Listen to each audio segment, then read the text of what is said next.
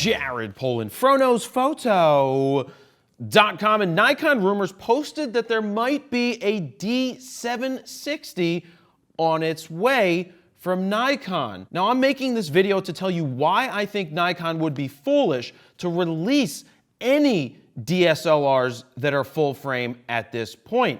Let's just start off with the fact that it would be foolish because what would the price point need to be? If it was a $2,000 DSLR, similar to what the D750 came out at, which was over $2,200 when it first came out, you're going to be competing directly with your brand new mirrorless Z6. Now, why would you want to compete with your Z6 that you just came out with, which you know is the future of where photography is going, or basically already is? Now, what would a D760 have over what a Z6 wouldn't have? Well, one of the things might be 2 card slots, a grip, and 3D focus tracking. But would it have 2 card slots? Now, I say that because Nikon has started to take out dual card slots even in their DX cameras where they used to be really popular. So would they get rid of it in a D760 to save some money? Because I think the price point would need to be $1,400, right around $1,400 or $1,500.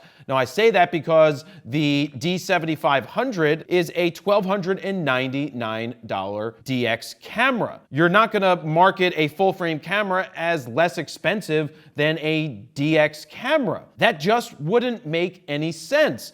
I think it maybe would make more sense if you kind of found a happy medium place in there, but by doing that, you would be dumbing down a camera so much that it would make no sense to buy it. I think Nikon just needs to kill the DSLR in this range, or maybe in the entire range, and come out with a D3500 mirrorless camera that gets people interested in photography, that's under $1,000, that has a smaller sensor. That could be something that's interesting. So what does a Z6 offer you in a mirrorless camera that a D760 wouldn't offer you? Well, one, an electronic viewfinder, because electronic viewfinders are awesome. Autofocusing points that go all the way to the edge. They basically go edge to edge. Would a D760 include autofocus video? But one of the issues with a DSLR when shooting video is you can't hold it up to your eye and use the electronic viewfinder. So like I said, it would be foolish for Nikon to come out with a new DSLR at this point. Now, some people may say, but haven't they been developing it for the past couple of years? And the answer to that is probably. They probably got pretty far in the development of a D750 replacement, maybe even a D610 replacement, but then they changed courses to go with the Z6 and the Z7. It wouldn't be the first time that they went far into a system and killed it. You've got the key mission system, which sucked and was stupid from day one. They killed it. You had the A series where they announced 3 different new compact cameras that were coming out with, I believe, APS-size C sensors, and they killed that before it even came to market, which was smart, even though it would be good if they had a competitor to the Sony RX100 Mark VI.